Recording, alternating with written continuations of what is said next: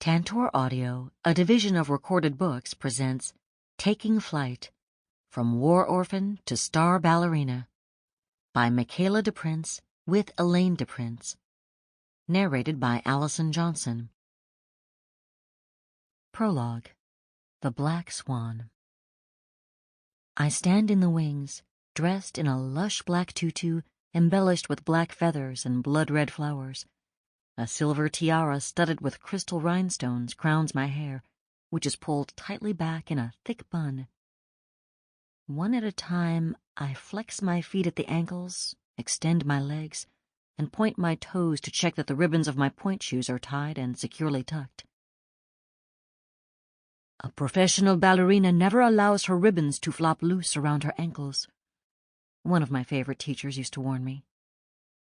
A tiny smile twitches at the corners of my mouth as I remember that 7-year-old girl with her ribbons flying about. A sense of unreality grips me. A professional ballerina? Is that really me? It seems that just yesterday I was an orphan child, a small, dirty-faced pekin, hungry, frightened, and clinging for dear life to a dream of becoming a ballerina. As Mabinti Bangura, I danced on my bare toes in the mud of the rainy season, disturbing the breeding mosquitoes who would rise up in anger and bite me, bringing malaria. My arms prickle with goosebumps. I rub them away, remembering my sister Mia once telling me, "They're swan bumps, Michaela, not goosebumps." Are my swan bumps caused by nervousness, the chilly Berkshire air in the Ted Shawn Theatre at Jacob's Pillow, or haunting memories? Why should I be nervous? This isn't the first time I've danced the Act II pas de deux from Swan Lake on stage as Odile, the dark and cunning daughter of the evil sorcerer von Rothbart. But it is the first time I have danced it in front of such a large audience of critics and other dancers. They flock to Jacob's Pillow in June of each year to attend this renowned festival. And here I am, about to make my entrance, the youngest professional ballerina among them, dancing a role that demands maturity and sophistication. I feel like an imposter. The Black Swan is a seductress, tantalizing Prince Siegfried with her womanly charms in order to steal him away from Odette, the White Swan.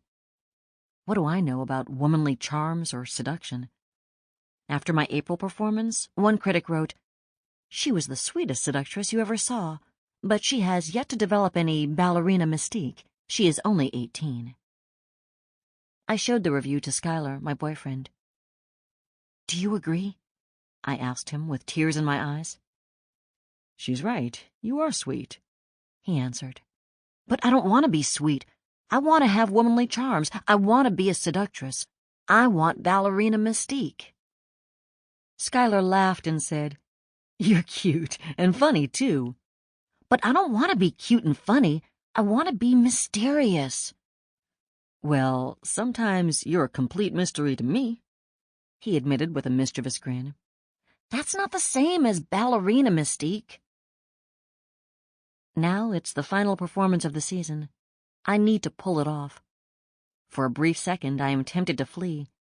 Then the music starts, and I step onto the stage. Suddenly, I am neither Mabinti Bangura nor Michaela DePrince. I am the Black Swan, and as a reviewer later acknowledges, the vile Odile was delightfully chilly as she seduced the unwitting prince. Chapter 1. From the House on the Right. Before I was the vile and chilly Odile, I was Michaela DePrince, and before I was Michaela, I was Mabinti Bangura, and this is the story of my flight from war orphan to ballerina. In Africa, my papa loved the dusty, dry winds of the Harmattan, which blew down from the Sahara Desert every December or January. "Ah, the Harmattan has brought us good fortune again," he would exclaim when he returned from harvesting rice. I would smile when he said that, because I knew that his next words would be, "But not as good a fortune as the year when it brought us Mabinti. No, never as good as that." My parents said that I was born with a sharp cry and a personality as prickly as an African hedgehog. Even worse, I was a girl child, and a spotted one at that, because I was born with a skin condition called vitiligo, which caused me to look like a baby leopard. Nevertheless, my parents celebrated my arrival with joy. When my father proclaimed that my birth was the high point of his life, his older brother Abdullah shook his head and declared, "It is an unfortunate Hamadan that brings a girl child, a worthless, spotted girl child, one who will not even bring you a good bride price." My mother told me that my father laughed at his brother. He and Uncle Abdullah did not see eye to eye on almost anything. My uncle was right in one respect. In a typical household in the Kenema district of southeastern Sierra Leone, West Africa, my birth would not have been cause for celebration. But our household was not typical. First of all, my parents' marriage had not been arranged. They had married for love, and my father refused to take a second wife, even after several years of marriage, when it appeared that I would be their only child. Secondly, both of my parents could read, and my father believed that his daughter should learn to read as well. "If my brother is right, and no one will wish to marry a girl with skin like the leopard, it is important that our daughter go to school. Let's prepare her for that day," my father told my mother. So he began to teach me the Arabic alphabet when I was just a tiny pekin, barely able to toddle about. "Fool!" Uncle Abdullah sputtered when he saw Papa molding my little fingers around a stick of charcoal. "Why are you teaching a girl child? She will think that she is above her station. All she needs to learn is how to cook, clean, sew, and care for children." My spots scared the other children in our village. Nobody would play with me, except my cousins on occasion, so I would often sit alone on the stoop of our hut, thinking. I wondered why my father worked so hard panning for diamonds in the alluvial mines, diamonds that he would not be allowed to keep. It was hard, back-breaking work to stand bent over all day. Papa would hobble home at night because his back, ankles, and feet ached. His hands would be swollen and painful from sifting the heavy wet soil through his sieve. Then, one night while Mama was rubbing shea butter mixed with hot pepper into Papa's swollen joints, I overheard a conversation between them and understood. "It is important that our daughter go to school to learn more than we are capable of teaching her. I want her to go to a good school." "If we are frugal, the money from the mines will eventually be enough to pay her school fees, Al-Haji," my mother said. "Ah, Jemmy, count the money. How much have we saved so far?" Papa asked. Mama laughed. "This much, plus the amount I counted the last time you asked," she said, holding up the coins he had brought home that evening. I smiled a secret smile from my small space behind the curtain.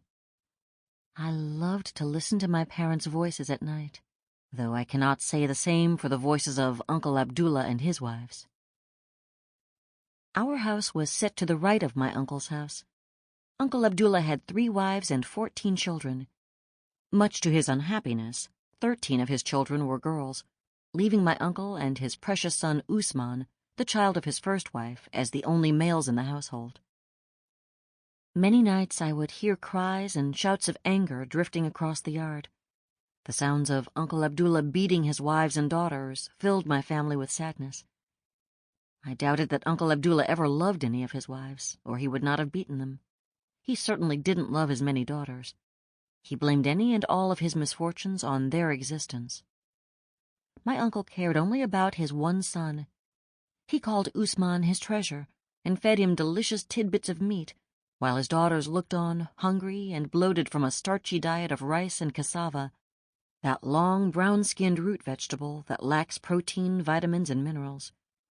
And nothing was more galling to my uncle than finding me outside, sitting cross-legged on a grass mat, studying and writing my letters, which I copied from the Koran. He could not resist poking me with the toe of his sandal and ordering me to get about the duties of a woman. "Fool!" Uncle Abdullah would sputter at my papa. "Put this child to work."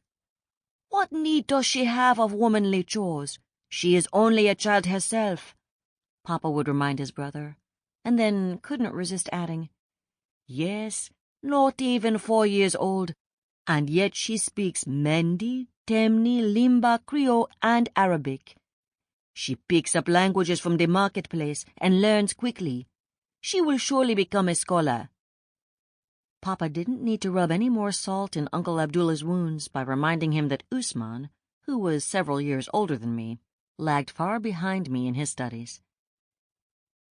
"What she needs is a good beating," Uncle Abdullah would counter.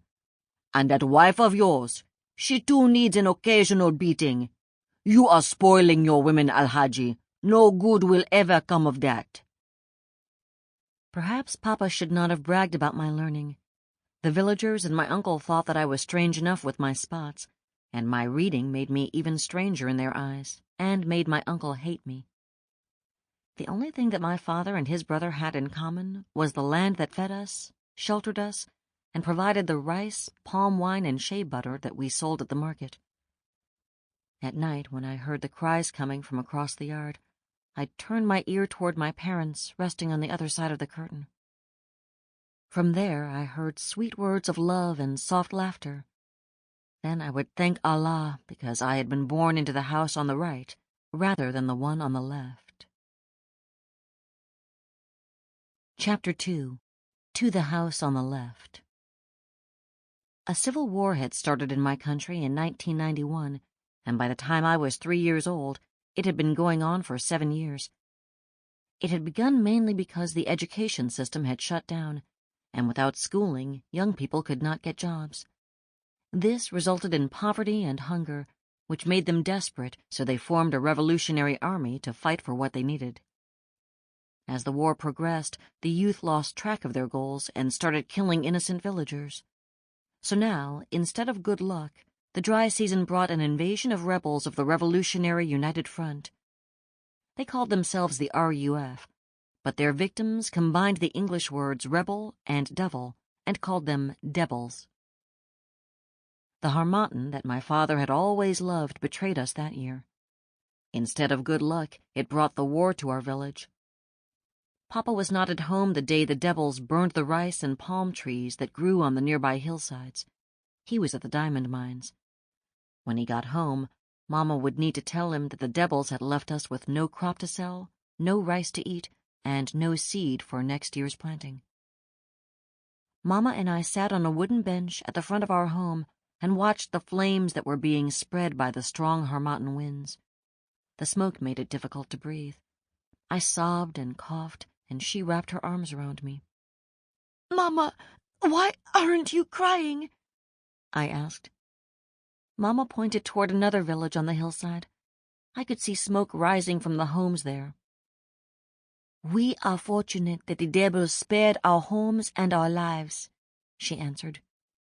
"We should be grateful to Allah for that."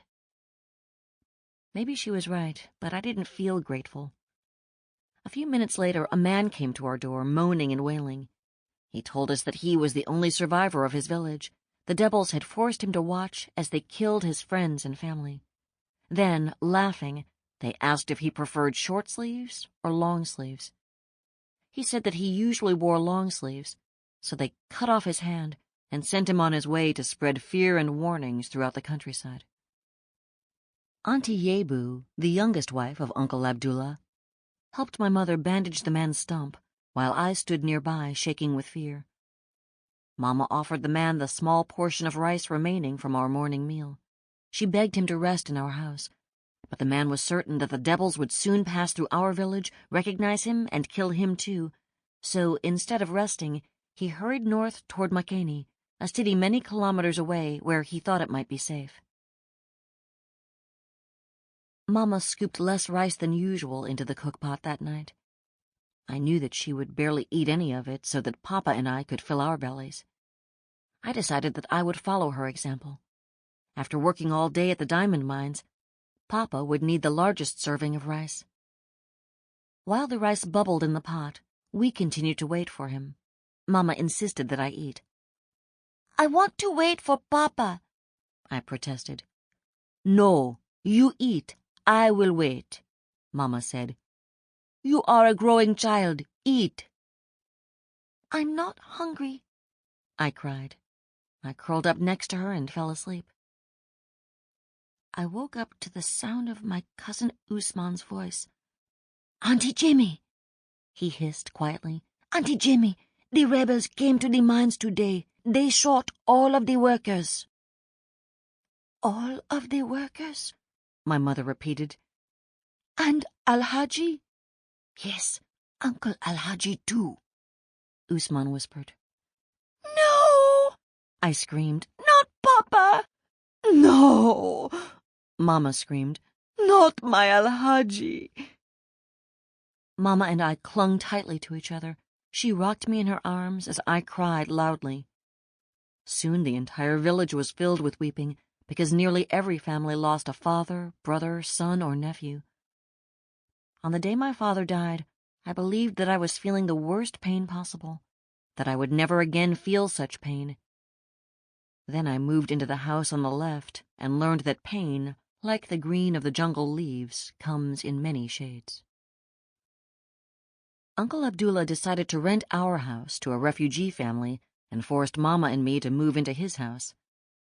According to Sharia Muslim law, Uncle Abdullah became our guardian. He took the money my parents had saved for my education, and because we had no money left, Mama and I could not escape. My uncle wanted to marry Mama, but Sharia also gave her the right to refuse his offer, which she did. Her rejection enraged him, and he would use any excuse to punish us. Mama and I lived in constant fear of him. I'll never forget him shouting at us, "You are punished. No food for either of you. No food today, tomorrow, and the day after that." Auntie Yebu tried to sneak food to us, but she wasn't always able to do so, because my other aunt's eyes were too sharp. We often went hungry, and for months Mama gave me most of her food. "I'm not so hungry today. You eat my rice," she would say to me.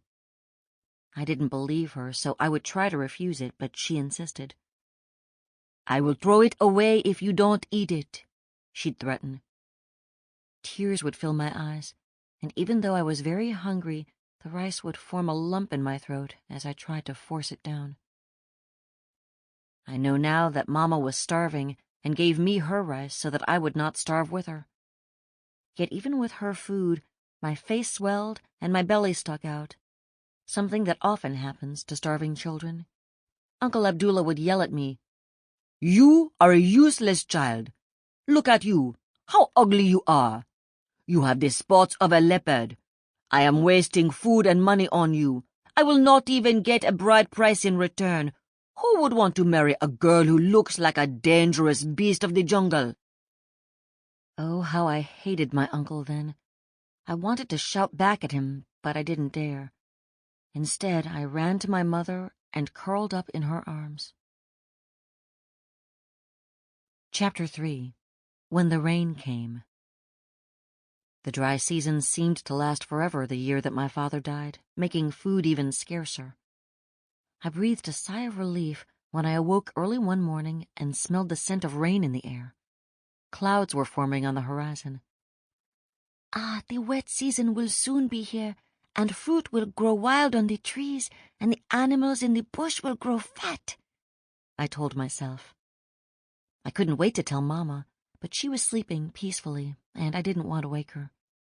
She had been sick for several days. The night before, she had vomited so much that she had a nosebleed. Most of the night, I had heard Mama tossing and turning. Just before dawn, I heard her sigh loudly 3 times and finally grow quiet. I smiled to myself, relieved that she was asleep. I brought out my father's notebook and pen and started to write, knowing that when Uncle Abdullah awoke, I would need to hide them again. Eventually, everyone else got up, leaving only Mama and Uncle Abdullah asleep. I started to worry. If Uncle Abdullah awoke and found my mother asleep, she would be beaten again. Worse yet, he wouldn't give her any more food. When I heard my uncle, I leaped from my grass mat and hurried to her. "Mama! Mama, wake up!" I urged as I shook her shoulder. "Uncle Abdullah will beat you if you do not wake up. Please, Mama! Please, Mama!" I begged over and over again as I shook her harder and harder. Auntie Huda rushed over and saw blood on Mama's face. "How long has Jamie been sick?" she asked Auntie Yebu. "Days," Auntie Yebu responded. "Fool!" Auntie Huda yelled. "She has Lassa fever." She looked at me strangely and asked her sister wives, "Has the spotted devil child been sick too?" Auntie Yebu shook her head no, too frightened to speak. Auntie Huda banished me to the yard. I ran outside and crouched close to the doorway, listening to them argue about Lassa fever. Maybe the refugees who piled into the refugee camps close by had carried it. Maybe Auntie Huda was right, and my mother had been asking for trouble when she helped the man with the missing hand. "Mama!" I called from the doorway. "Please, may I come in?" Auntie Yebu slipped away from the other wives and came to me. She picked me up and covered my eyes with her lappa, the long, colorful scarf that was wrapped around her and lay across her shoulder. I pushed the lappa away, but Auntie Yebu said, "No, leave it. You don't want to see them carrying off your mother's body to be buried." Until that moment, I had not realized that my mother was dead. Suddenly, I was overwhelmed by the thought that she was gone forever. I began to scream. Grief-stricken, I sobbed, "Please, please, I want to be with my mama. Bury me too. I don't want to be alive. Nobody loves me." "Hush," Auntie Yebu begged. "I wouldn't put it past Abdullah to toss you into the grave with your mother." But I couldn't be quiet. I cried and howled while she held me even tighter for fear that I would jump into the hole that Uncle Abdullah and the village men were digging. Finally, I escaped Auntie Yebu's clutches as they tossed shovelfuls of dirt over my mother's body, but I was too late. I broke my fingernails as I tried to claw my way through the dirt to her when Uncle Abdullah grabbed me and tossed me toward his wives. "Control this crazy child," he roared. After my mother was buried, Uncle Abdullah burned her belongings, afraid that they had been tainted by the fever. Now I had nothing to remember her by. Uncle Abdullah turned away from my tear-stained face. He had only one concern. He asked, "What will I do if Usman catches this disease?" Then he checked all of my cousins for signs of Lassa fever. "My Binti brings us nothing but trouble. It is the spots," Uncle Abdullah's first wife mumbled to her sister wives. "That and her reading. Only a devil child can read when so young. She has brought nothing but bad luck to this family.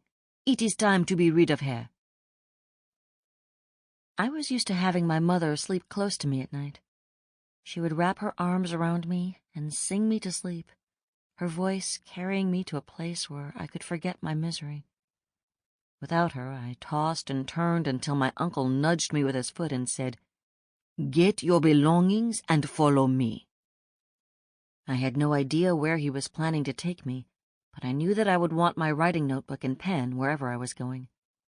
I hid them in a piece of cloth and tied it around my chest under my dress. I patted myself, satisfied that they were flat enough that my uncle would not notice them.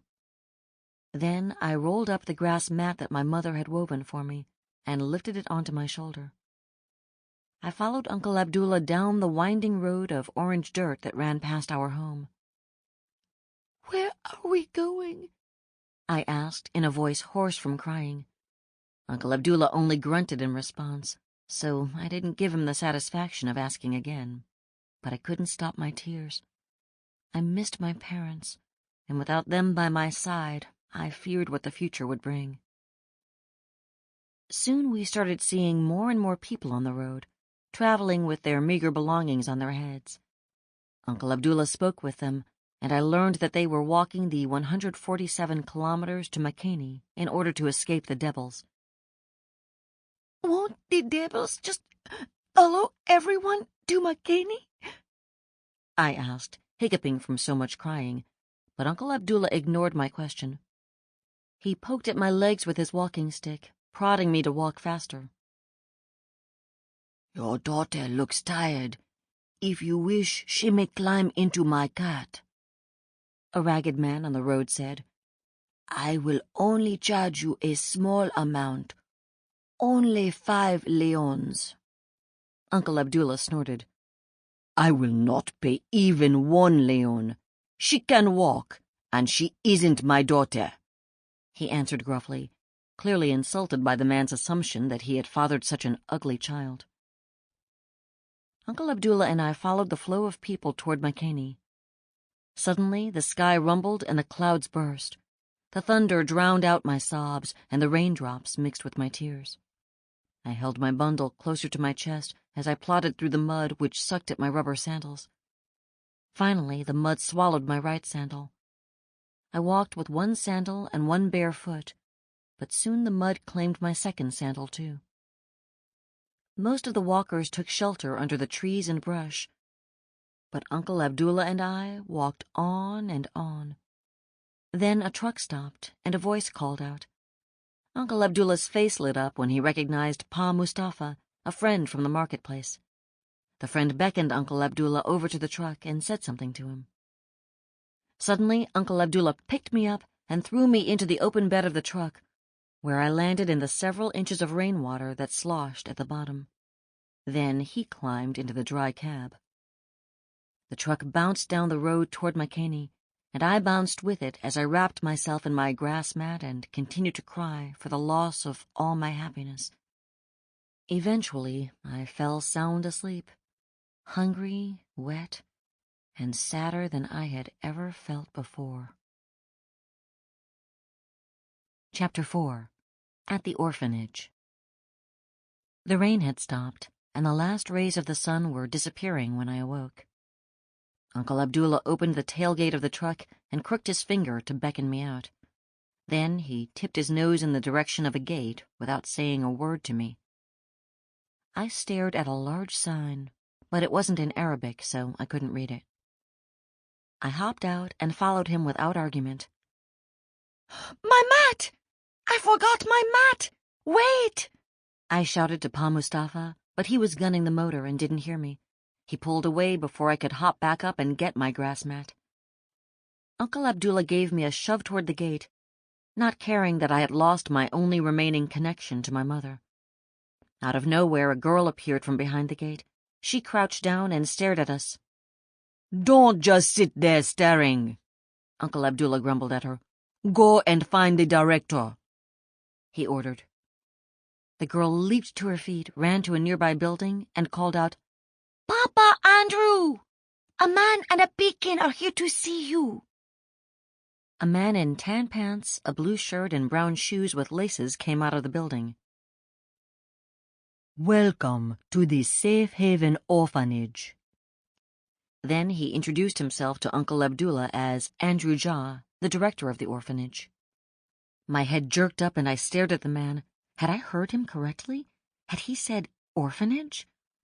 Was I now nothing more than an orphan? I had no one to love me or protect me, no one to think that I was special. These thoughts tumbled through my mind as I heard my uncle explain. "My brother has been killed. His wife recently died. I bring you my young niece, their daughter. I am her guardian, but I cannot care for her. I have 3 wives and many children of my own, so I cannot waste food on her. Besides, she is an ugly, sharp-tongued, evil-tempered child with spots. I will never get a bride price for her. I am sure you understand." Andrew Jha crouched before me and asked, "What is your name?" "Mabinti Bangura," I promptly answered. "What language do you speak?" the director asked in Creole. When I hesitated, Uncle Abdullah swatted my head. Andrew Jha began to ask the same question in Mendi, but I interrupted him in Creole, saying, "I speak Creole, Mendi, Temni, Limba, and Arabic." "So many languages for such a small beacon," Andrew Jha exclaimed. "I learned them in the market when I helped my parents in their stall." At that very moment, my papa's pen fell from under my dress and landed at the director's feet, When I tried to retrieve it, the tie around my chest loosened, and the notebook slipped out too. Sample complete. Ready to continue?